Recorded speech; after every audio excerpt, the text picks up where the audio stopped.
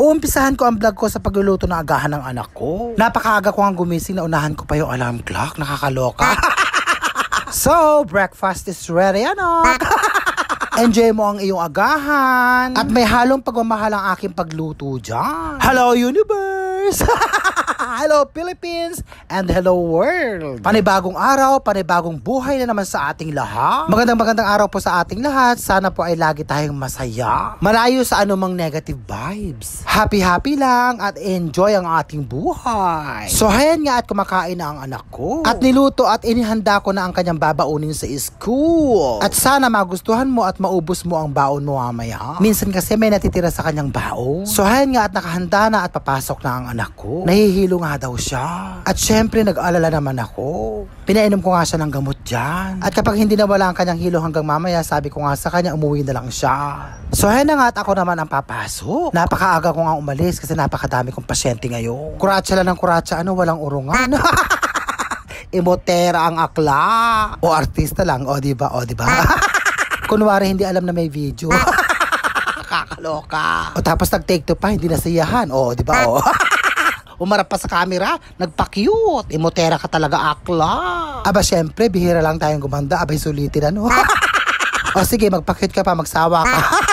Kakaloka si akla.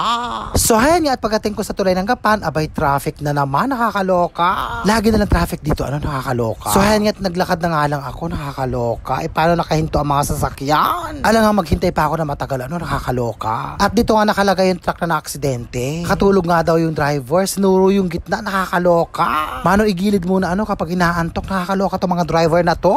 So, hayan nga, as usual, pinakain na naman ako dito sa pasyente ko. Napakasarap ng kanilang ulam. Napakadami ko nga nakain dyan, nakakaloka. At maraming salamat nga din pala sa isang pasyente ko na nagbigay ng hopya. Napakasarap. Napakabait nga ng mga pasyente ko, nakakaloka. Pakain at pa-take out ang mga ginagawa, nakakaloka. Maraming salamat po sa inyong lahat. So, ayan, tapos na ang maghapon ko pagkatrabaho at nandito na ako sa palengke ng Santa Rosa para mamili ng ulam namin. Diyos ko Lord, hapon na tirik pa rin ang araw at napakainit, nakakaloka. Maraming salamat din sa pasyente ko nagbigay ng tamarindo. O, diba, matamis nga. So, ayan, at nag-umpisa na ako magtrabaho dito sa bahay. Nagluto at naglalaba.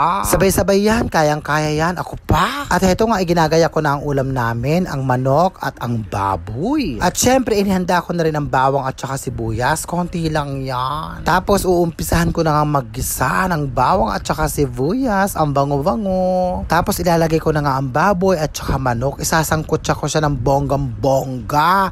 Mekos ng bonggam-bongga. At ayan na nga, at nagmamantika na, nakakaloka, o diba? Pak na pak! At ilalagay ko na nga ang oyster sauce, toyo at saka suka. At syempre hindi mawawala ang paminta. Kakaloka. At konting asukal.